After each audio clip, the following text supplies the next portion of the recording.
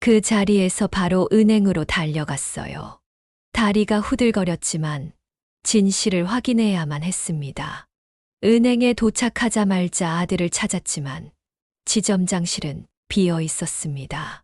지점장님은 오늘 외부 미팅이 있으셔서. 창구 직원의 말이 채 끝나기도 전에 저는 제 통장 거래 내역을 요구했습니다.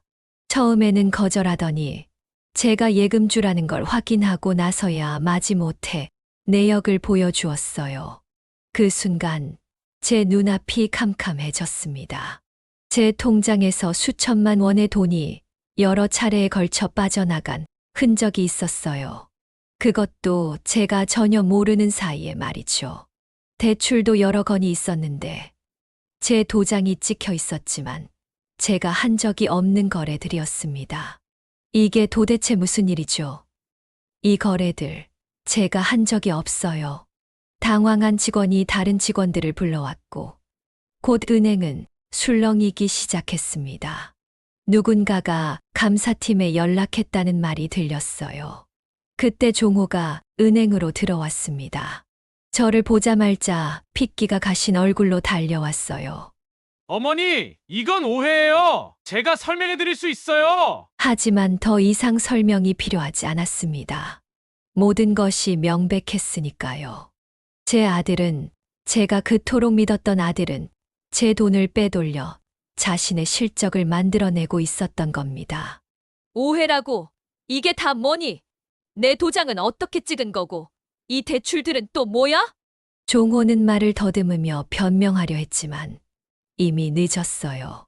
은행 감사팀이 도착했고 곧 모든 것이 밝혀지기 시작했습니다.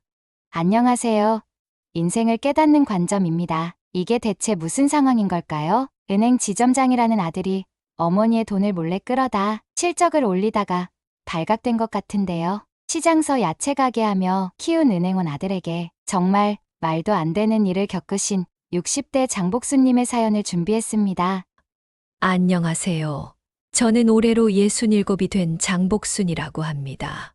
이렇게 제 이야기를 시작하려니 가슴 한켠이 먹먹해지네요.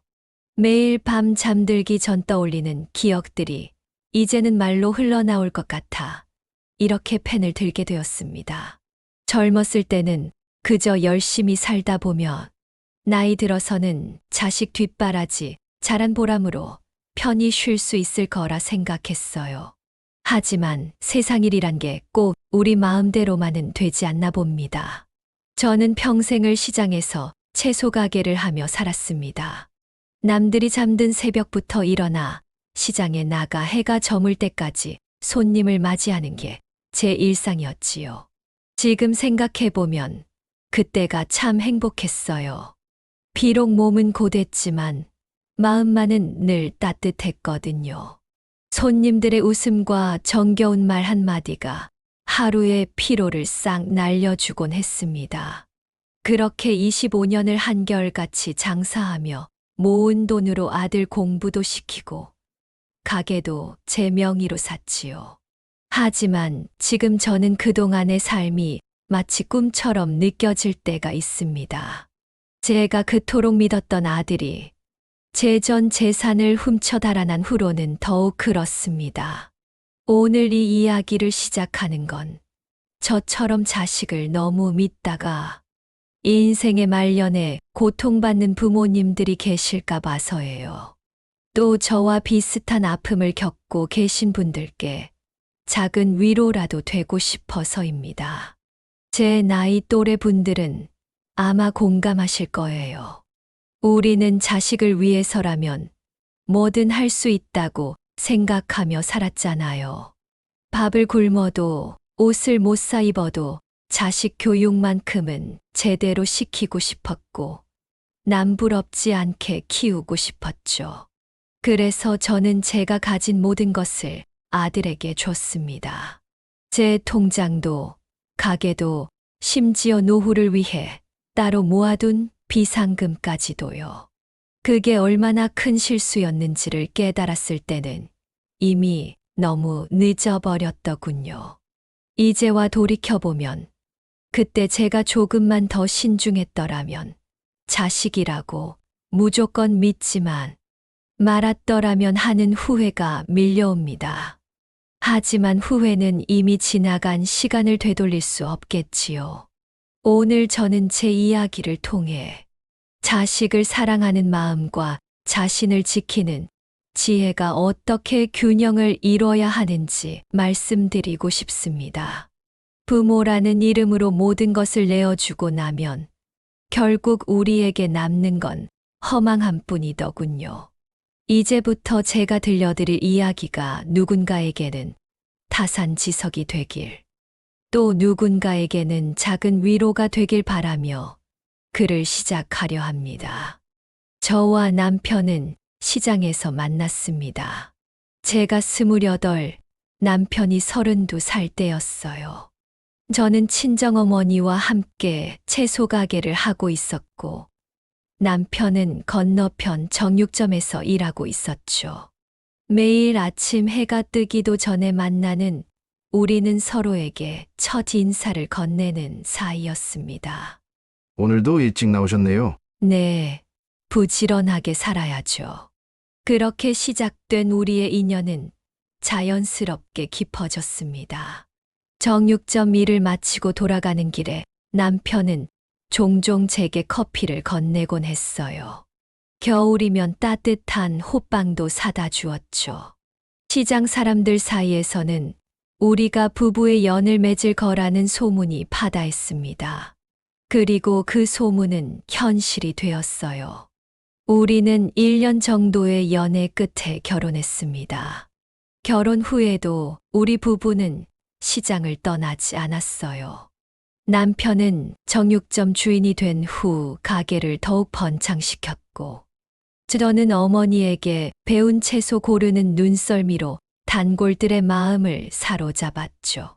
하지만 결혼 후 5년이 지나도록 아이가 생기지 않아 많이 힘들었습니다. 병원도 다니고 한약도 지어 먹어보았지만 쉽게 아이가 들어서질 않았어요. 여보, 우리 그만할까요? 아이 없이 살아도 괜찮아요. 제가 포기하려 할 때마다 남편은 늘 이렇게 말했습니다. 여보, 조급해하지 마. 우리 둘이 행복하면 그걸로 충분해. 아이는 언젠가 자연스럽게 생길 거야. 그리고 정말 기적처럼 결혼 7년 만에 저는 임신을 하게 되었습니다. 그때 제 나이 35이었어요. 고령 임신이라 위험하다고들 했지만 저는 이 아이를 꼭 지키고 싶었습니다. 10달 동안 하루도 빠짐없이 태교에 신경 썼어요. 클래식 음악을 들려주고 좋은 생각만 하려 노력했죠. 그렇게 건강하게 태어난 우리 아들 종호는 우리 부부에게 하늘이 내려준 선물 같은 존재였습니다. 종호는 어려서부터 똑똑했어요. 말도 일찍 배우고 걸음마도 남들보다 빨랐죠. 어린이집 선생님들도 종호를 특별히 예뻐해 주셨고, 초등학교에 들어가서는 반에서 항상 상위권을 유지했습니다. 우리 종호, 오늘도 100점 받아왔네. 정말 대단하다. 시장 사람들은 종호를 두고 이렇게 말하곤 했습니다. 복순이네 아들은 커서 대단한 사람 될 거야. 똑똑하기도 하지만 예의도 바르고 인사성도 밝잖아. 그런 말을 들을 때마다 가슴이 뿌듯했습니다. 힘들게 얻은 아들이라 더 소중했던 걸까요? 저는 종호에게 부족함 없이 해주고 싶었어요. 남편도 마찬가지였습니다. 주말이면 종호를 데리고 나들이를 가고 책을 사달라는 말에는 한 번도 아니라고 한 적이 없었죠. 우리 부부는 종호의 교육을 위해서라면 무엇이든 아끼지 않았습니다. 중학교에 입학한 종호는 전교 1등을 놓치지 않았어요. 고등학교도 지역에서 제일 좋다는 학교에 진학했고, 그곳에서도 늘 상위권을 유지했습니다. 하지만 그런 종호에게도 시련이 찾아왔습니다. 고3 수능을 앞두고 남편이 갑자기 쓰러진 거예요. 급성 심근경색이었습니다. 다행히 빨리 발견해서 큰 위험은 넘겼지만 그 일로 종호가 받았을 스트레스를 생각하면 지금도 마음이 아픕니다. 아빠, 제가 열심히 공부해서 좋은 대학 가면 빨리 낳아주실 거죠? 병실에서 종호가 한 이 말에 남편은 눈물을 흘렸어요. 저도 참을 수 없이 눈물이 났습니다. 그래, 우리 아들, 넌 잘할 수 있어. 아빠는 괜찮으니까 너는 공부에만 전념해. 하지만 종호는 수능에서 원하는 만큼의 성적을 받지 못했습니다. 서울의 중상위권 대학에 입학하게 되었죠. 남편의 병간호와 입시 스트레스가 겹친 탓이었을 거예요. 하지만 종호는 좌절하지 않았습니다. 오히려 더 단단해진 것 같았어요. 대학에 입학한 후에는 장학금을 놓치지 않았고 방학 때마다 아르바이트를 해서 등록금을 보태겠다고 했죠. 엄마, 아빠, 제가 이제는 효도하게 해줘요. 두 분은 저를 위해 너무 고생하셨잖아요. 그때 종호의 눈빛은 너무나 진실되어 보였습니다. 저는 그 눈빛을 믿었고 앞으로도 계속 믿을 수 있을 거라 생각했어요. 대학 4학년이 되었을 때 종호는 은행 입사 시험에 합격했습니다. 그것도 국내 최고 은행 중 하나였죠. 얼마나 자랑스러웠는지 모릅니다. 시장 사람들에게 자랑하고 다녔더니 다들 축하한다며 음식을 건네주셨어요. 복순아, 내 고생이 이제 끝나겠구나. 아들이 은행원 되면 너도 이제 편히 쉴 수 있겠다. 그때 주변 상인들이 해준 이 말이 지금도 귓가에 맴돕니다. 그때는 정말 그럴 줄 알았거든요. 하지만 세상 일이란 게 꼭 우리가 바라는 대로만 되지는 않나 봅니다. 종호가 은행에 입사하고 난 후 우리 가족의 생활은 겉으로 보기에 더없이 안정적이었습니다. 아들은 매달 빠짐없이 월급을 주면서 이렇게 말했어요. 엄마, 이제부터는 제가 집안 살림을 책임질게요. 채소 가게는 그만두세요. 이제 좀 쉬세요. 하지만 저는 가게를 그만둘 생각이 없었습니다. 20년 넘게 해온 일이었고 단골 손님들과의 정도 있었으니까요. 게다가 일을 하면서 느끼는 보람도 컸습니다. 그래서 그냥 웃으며 넘겼죠. 종호는 은행에서 신입사원 교육을 받으면서부터 두각을 나타냈다고 해요. 교육 과정에서 최우수 사원으로 선정되었고 현장에 배치된 후에도 월등한 실적을 보여줬다고 합니다. 어머니, 제가 이번에 신입사원 중에서 실적 1등을 했어요. 지점장님이 저보고 앞으로가 기대된다고 하셨어요. 아들의 얼굴에서 자부심이 넘쳐 흘렀습니다. 그런 아들을 보면서 저도 덩달아 기뻤어요. 하지만 한편으로는 은근히 걱정도 되었습니다. 종호야, 너무 무리하지는 마라. 신입이 무슨 실적이 그리 중요하다고. 엄마, 요즘은 달라요. 처음부터 실적을 못 내면 나중에 더 힘들어져요. 저는 꼭 성공하고 싶어요. 입사 3년 차의 종호는 업무 능력을 인정받아 승진했습니다. 지점 팀장이 된 거죠. 그때부터 아들의 말투가 조금씩 달라지기 시작했어요. 어머니, 이제 제가 은행 팀장인데 어머니가 시장에서 채소 파시는 게 좀 그래요. 체면도 있고 제가 월급도 꽤 받는데 그만두시는 게 어떨까요? 처음에는 그저 자신의 위치에 걸맞은 가족의 모습을 바란다고 생각했습니다. 효도하고 싶은 마음에서 나온 말일 거라 여겼죠. 하지만 종호의 태도 변화는 거기서 그치지 않았어요. 어머니, 제가 관리하는 VIP 고객들이 있는데 혹시라도 어머니를 시장에서 만나면 제 신뢰도가 떨어질 것 같아서요. 은행은 신뢰가 생명이에요. 말투도 점점 더 딱딱해졌고 존댓말을 쓰기 시작했습니다. 예전에 순수하고 따뜻했던 아들의 모습은 찾아보기 힘들어졌어요. 마치 다른 사람이 된 것 같았습니다. 시장에서 일하는 제가 아들의 발목을 잡는 것 같아 마음이 무거웠습니다. 그래서 가게 정리를 진지하게 고민하기 시작했어요. 하지만 남편이 반대했습니다. 여보, 당신이 왜 그만둬? 평생 해온 일인데 아들 체면 때문에 당신 일까지 포기할 순 없잖아. 남편의 말이 맞았습니다. 하지만 종호의 눈치가 보여 편하게 일할 수가 없었어요. 아들이 갑자기 은행 일로 시장에 들르기라도 하면 어쩌나 하는 걱정도 됐고요. 그러던 어느 날 종호가 한 여자를 데려왔습니다. 서울의 한 증권사에 다닌다는 수진이었어요. 키가 크고 날씬했으며 말씨도 곱더군요.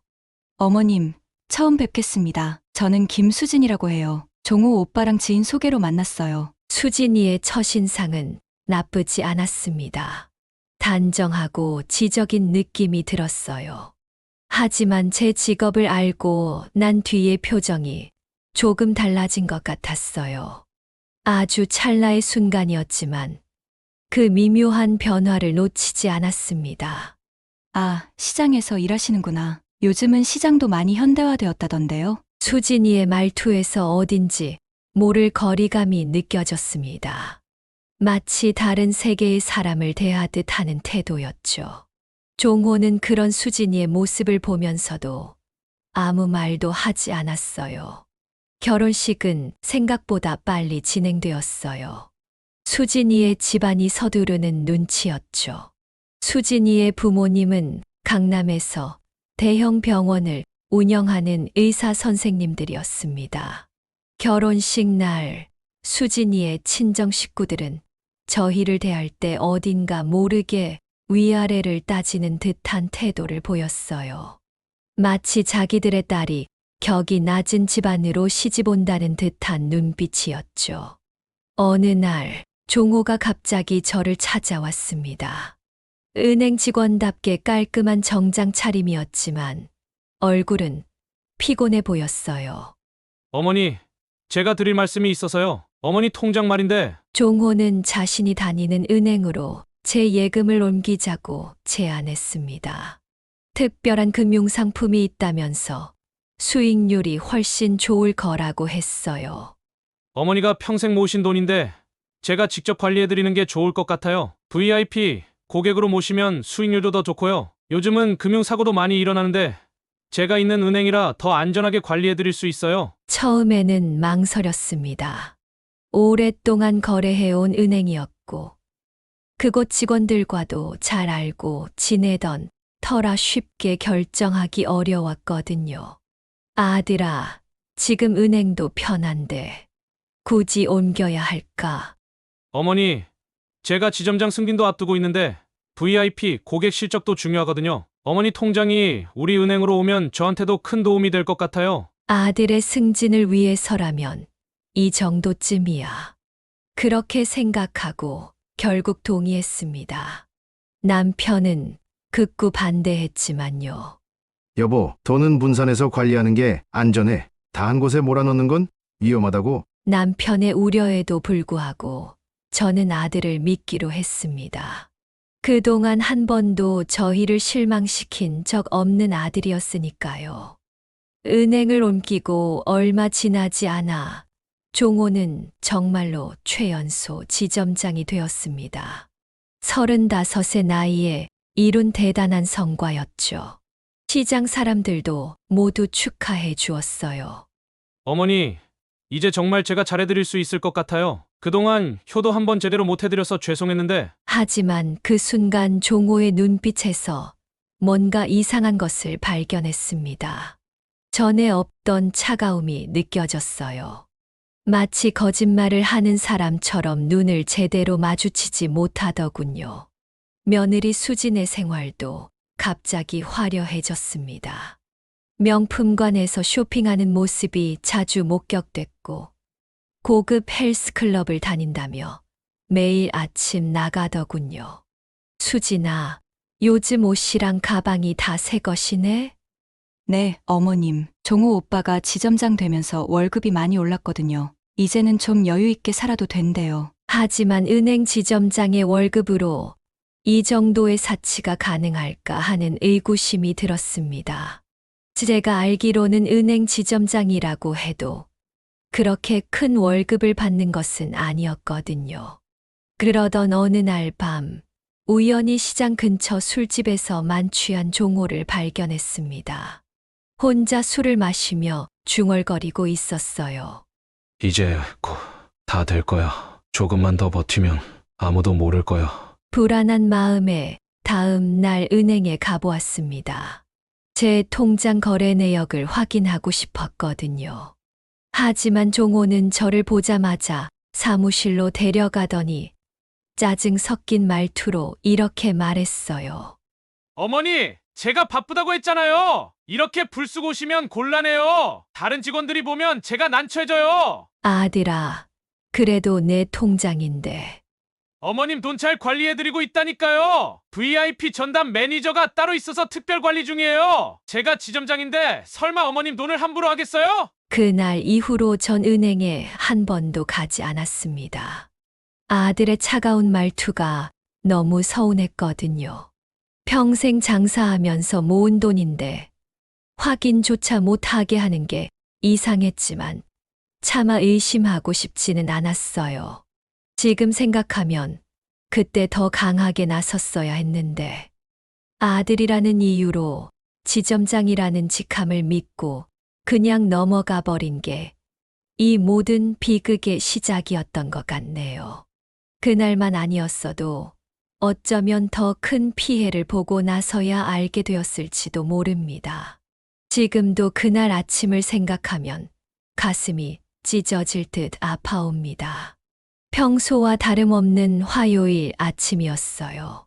날씨도 좋아서 일찍 시장에 나왔다가 입구에 있는 온누리 분식집에 들러 늘 먹던 칼국수를 주문했죠. 30년째 그 자리를 지키고 있는 분식집인데 주인 할머니와는 제 나이 또래라 이런저런 이야기를 나누며 종종 마음을 달래곤 했답니다. 복순 씨, 요즘은 왜 이렇게 얼굴이 어두워? 무슨 고민이라도 있어? 아니에요. 그냥 피곤해서 그런가 봐요. 사실 며칠 전부터 잠을 제대로 이루지 못했어요. 왠지 모를 불안감에 시달렸거든요.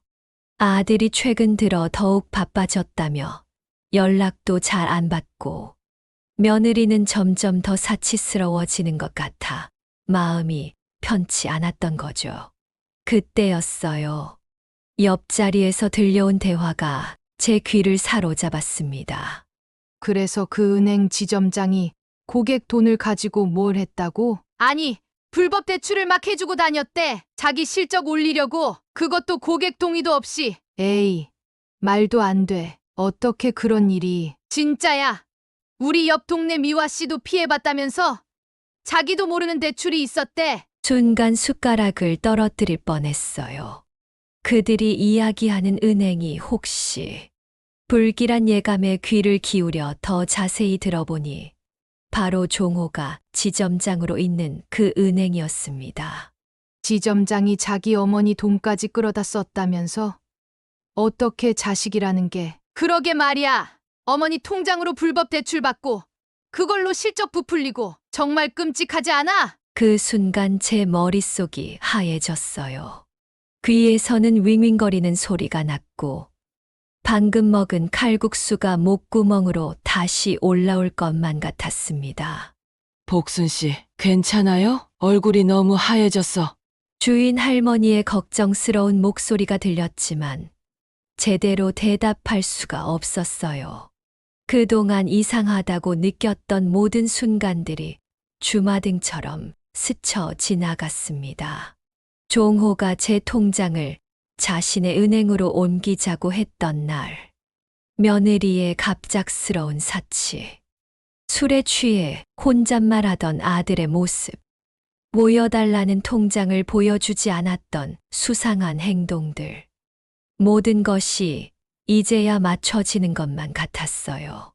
자리에서 벌떡 일어났습니다. 다리가 후들거렸지만 진실을 확인해야만 했어요. 계산도 제대로 하지 못한 채 화장실 간다고 둘러대고 밖으로 나왔습니다. 은행으로 가는 길이 이렇게 멀게 느껴진 적은 없었어요. 평소 같으면 10분이면 충분한 거리인데, 그날따라 다리에 천근만근의 무게가 실린 것 같았습니다. 은행 입구에 도착해서야 정신을 차렸어요. 시계를 보니 아직 은행 문이 열리기 전이었습니다. 저는 그대로 입구에 서서 기다렸어요. 추운 겨울바람이 불었지만 몸이 덜덜 떨리는 건 추위 때문만은 아니었습니다. 직원들이 하나둘 출근하기 시작했어요. 저를 본 직원들이 인사를 했지만 저는 제대로 된 대답을 하지 못했습니다. 그저 종호를 찾는 눈빛으로 주변을 살폈죠. 드디어 은행 문이 열렸고 저는 제일 먼저 안으로 들어갔습니다. 종호의 지점장실부터 확인했지만 아직 출근하지 않은 듯 했어요.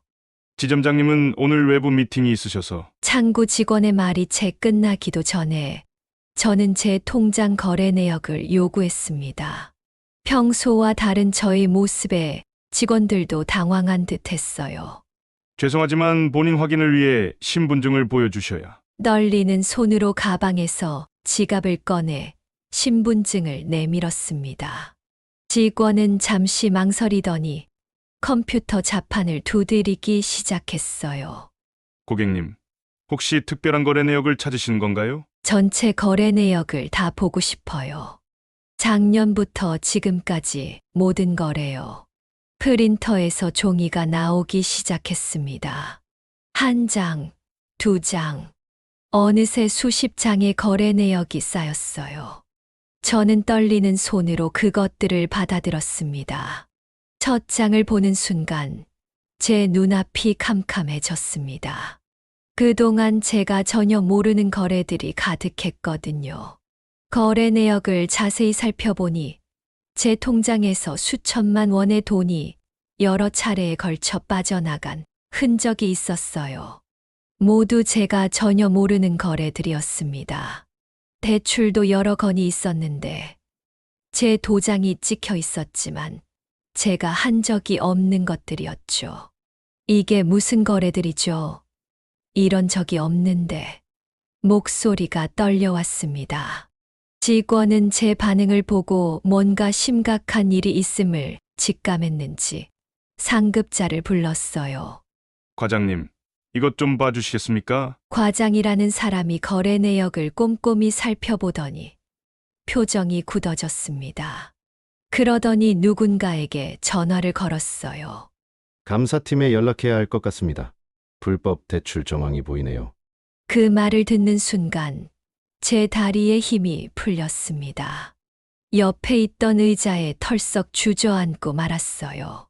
누군가가 물을 가져다 주었지만 목구멍으로 넘어가지 않았습니다. 그때였어요.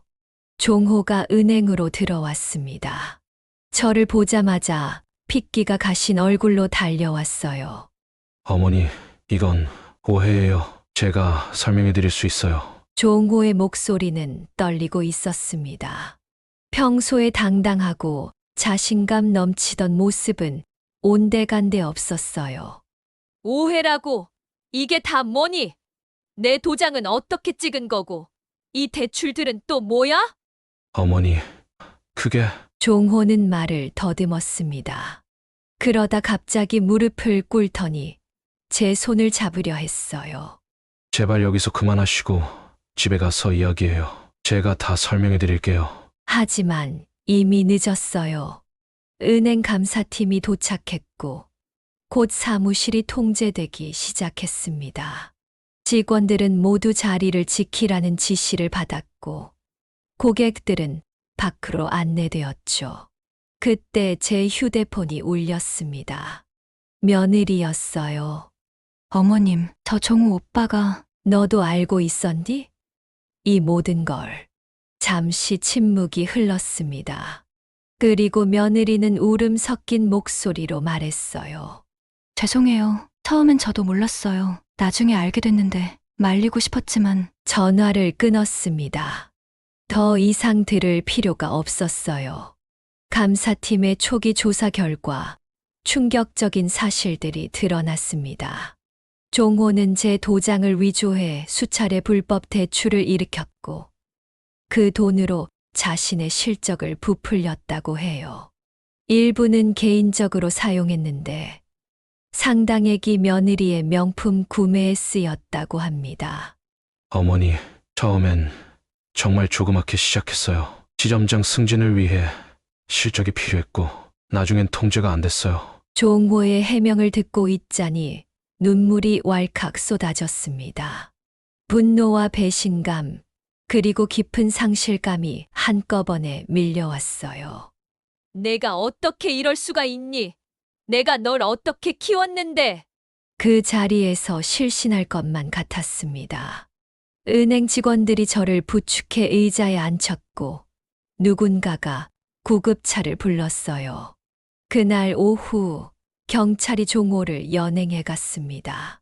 수갑을 찬 아들의 모습을 보는 순간 저는 그 자리에서 주저앉고 말았어요. 어머니, 죄송합니다. 정말 죄송합니다. 그것이 종호가 경찰차에 오르며 한 마지막 말이었습니다. 하지만 그때는 이미 그 말이 진심으로 들리지 않았어요. 며느리 수지는 이미 친정으로 도망간 후였습니다. 나중에 알고 보니 며느리는 종호의 범죄 사실을 미리 알고 자신만 빠져나간 거였어요. 명품 가방과 옷가지들을 모두 챙겨 사라졌다고 하더군요. 집으로 돌아와 남편에게 전화했습니다. 남편은 이미 소문을 들었는지 병원 일을 미루고 곧장 집으로 왔어요. 여보, 우리 종호가, 우리 아들이. 말을 잇지 못하고 남편의 품에 안겨 울었습니다. 남편도 한동안 아무 말도 하지 못했어요. 그저 담배만 연신 피워댔죠. 남편의 눈에서도 눈물이 흘렀습니다. 우리 부부는 그날 밤 서로 붙잡고 한참을 울었어요. 평생 고생해서 모은 돈을 잃은 것도 속상했지만 그보다 더 마음 아픈 건 아들에 대한 믿음이 완전히 깨져버렸다는 거였습니다. 돈은 다시 벌 수 있을지 몰라도 깨진 신뢰는 다시 회복할 수 없을 것 같았어요. 그날 밤 잠을 이루지 못하고 옛 앨범을 펼쳐보았습니다. 종호의 돌잔치 사진, 초등학교, 입학식 날의 사진, 중학교 때 받아온 상장들. 지금까지 고이 모아둔 추억들이 눈앞에서 산산조각 나는 것만 같았어요.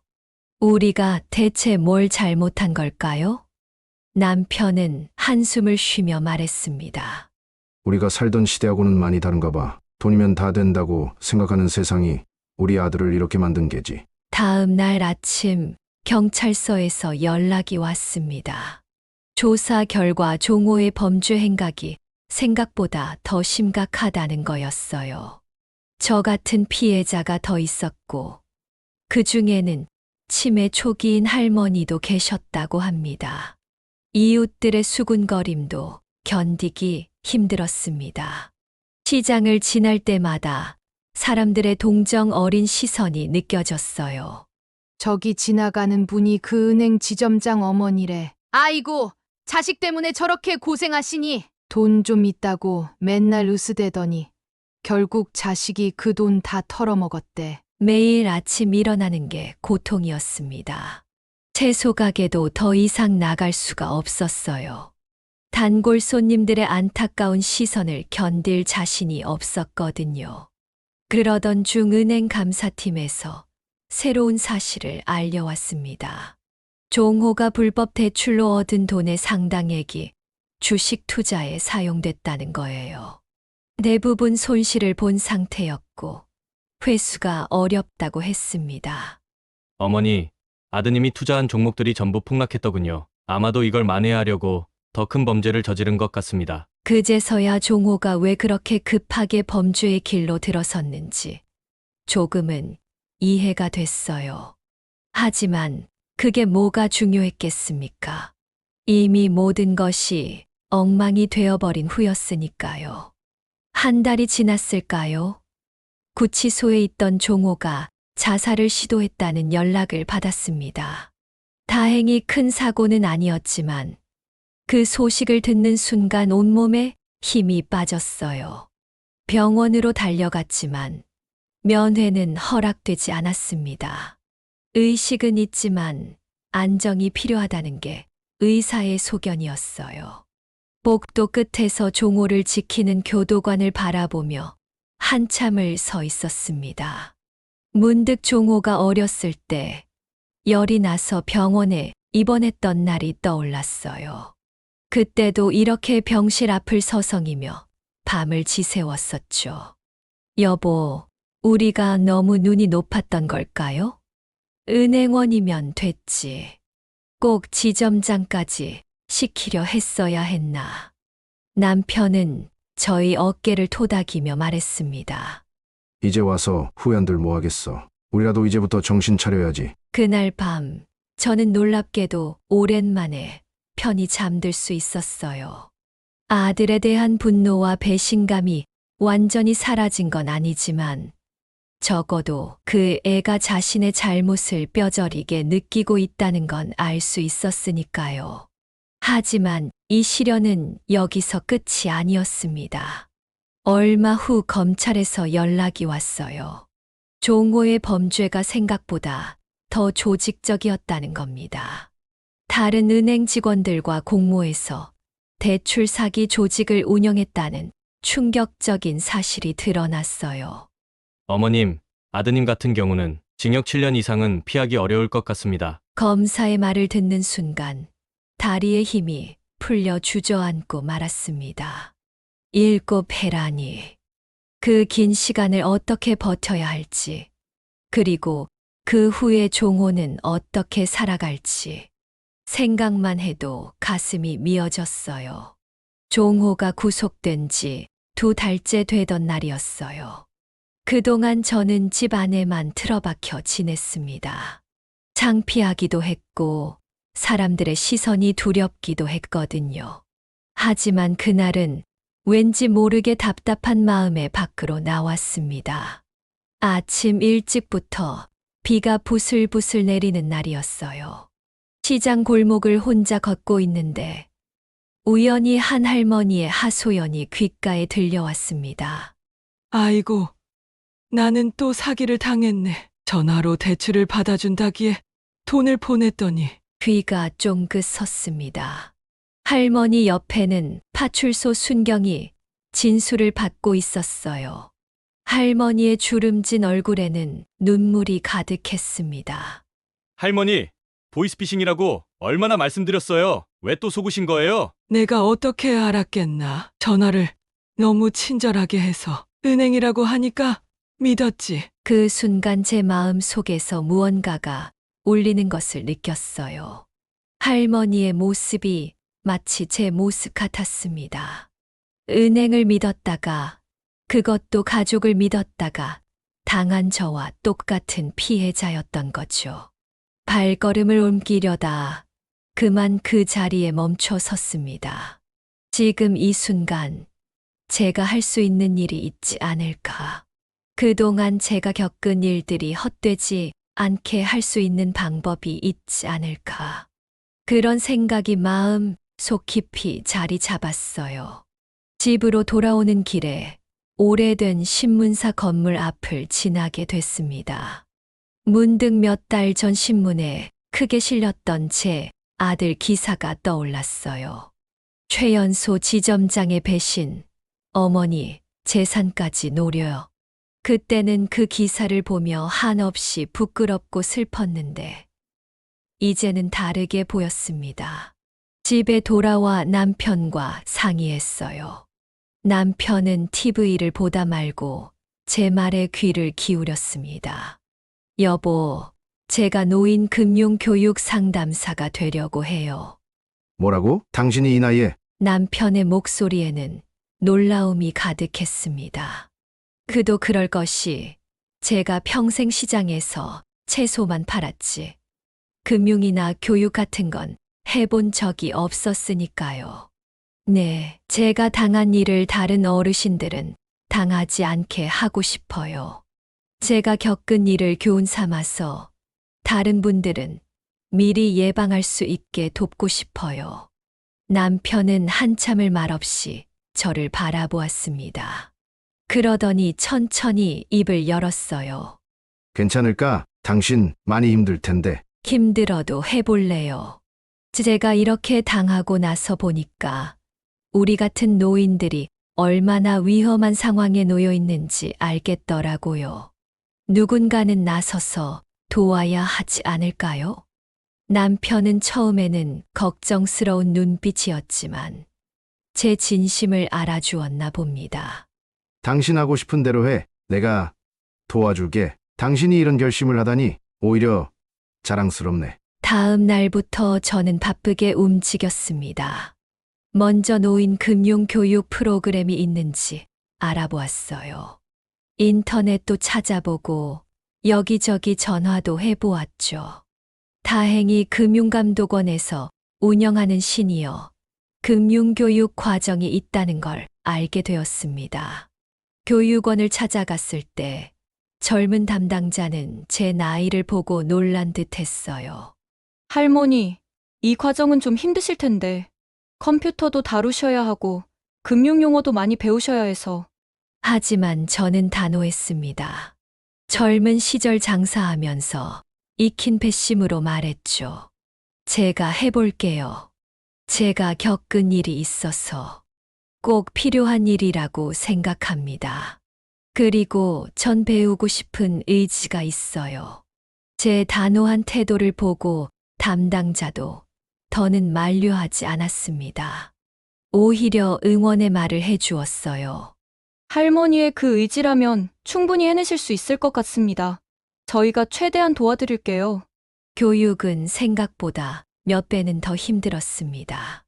처음 배우는 금융 용어들은 외국어처럼 낯설었고 컴퓨터를 다루는 것은 더욱 어려웠어요. 특히 파워포인트로 발표, 자료를 만드는 과제는 정말 눈앞이 캄캄했습니다. 여보, 난 이거 못할 것 같아요. 남편은 그런 저를 위해 직접 컴퓨터 학원에 등록해 주었어요. 당신이 하고 싶다는데 내가 돕지 않을 이유가 있나? 우리 같이 한번 배워보자고. 남편과 저는 매일 저녁 컴퓨터 앞에 앉았습니다. 마우스 잡는 법부터 시작해서 한글 문서 만드는 법, 인터넷 검색하는 법까지 손주한테 배우는 것처럼 하나하나 배워 나갔어요. 금융 용어를 외우기 위해서는 지하철을 타고 다닐 때도 작은 수첩을 들고 다녔습니다. 예금자 보호제도, 변동금리, 신용등급, 담보대출.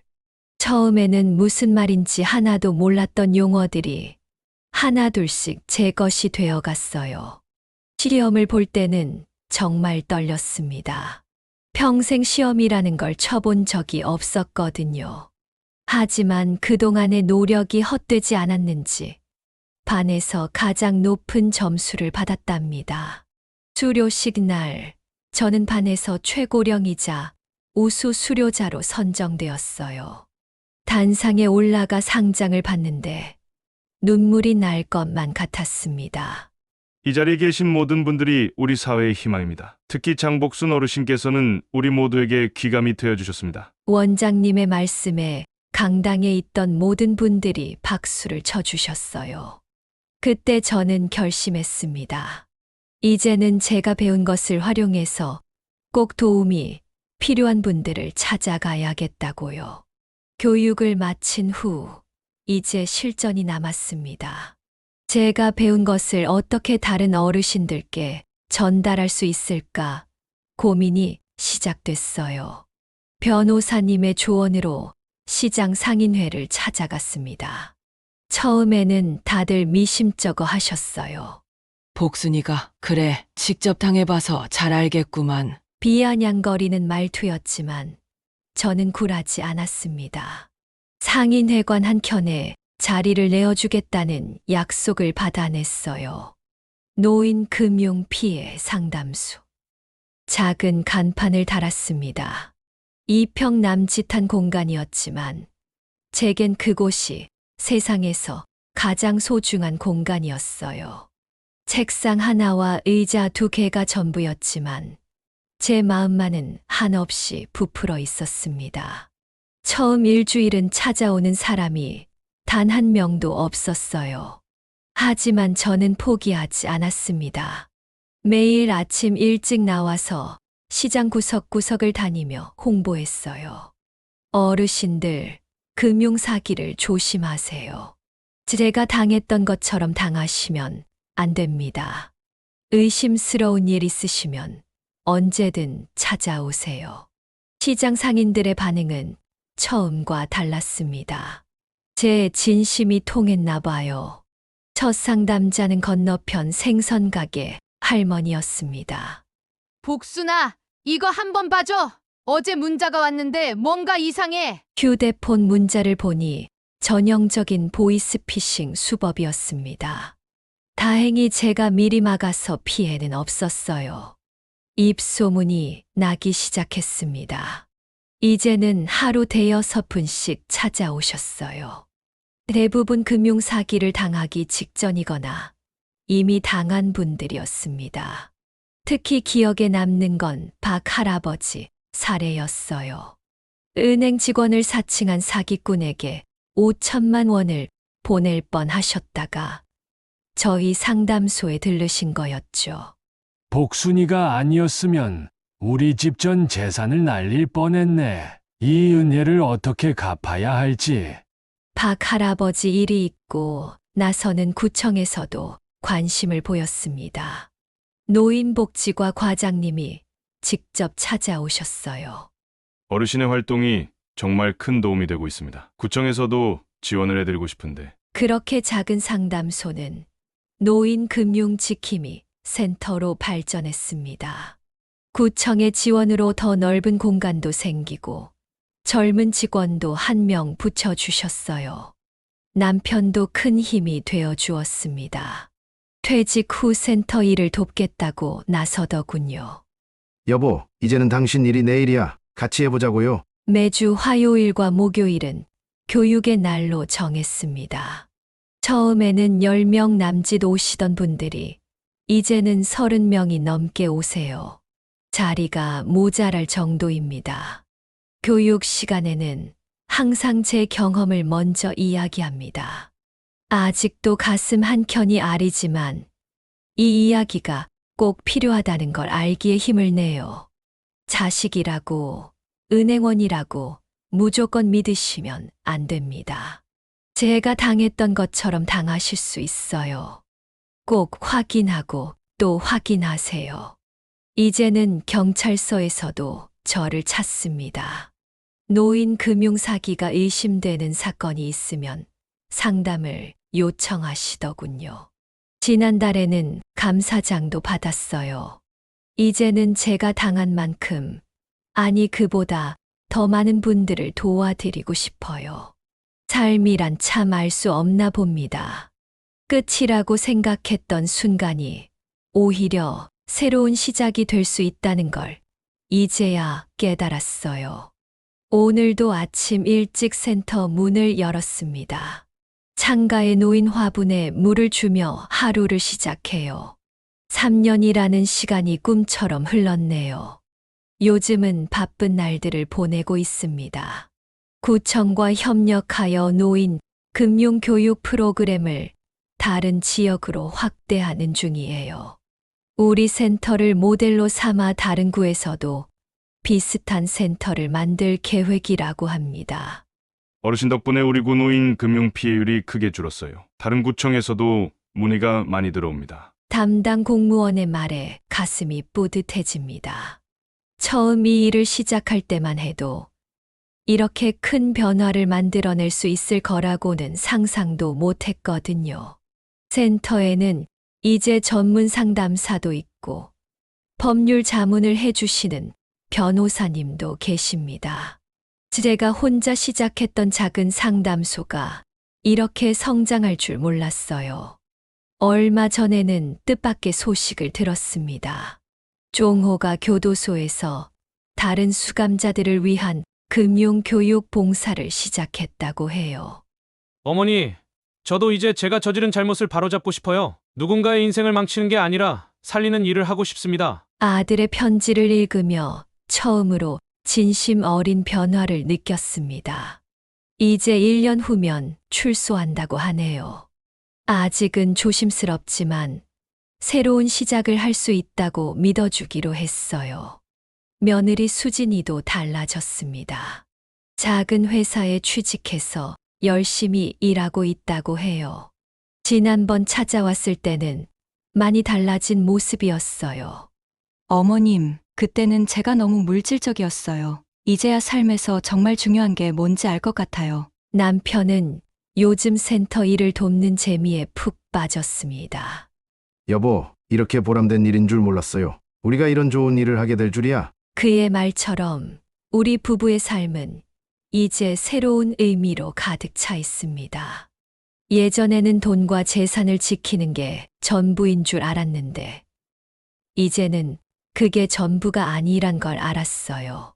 창밖을 보니 벌써 어르신들이 한 분, 두 분 모여들기 시작합니다. 오늘은 보이스피싱 예방법과 은행 거래, 시 주의사항을 설명해 드리기로 했어요. 매주 같은 내용을 반복하지만 한 분이라도 더 피해를 막을 수 있다면 그것으로 충분합니다.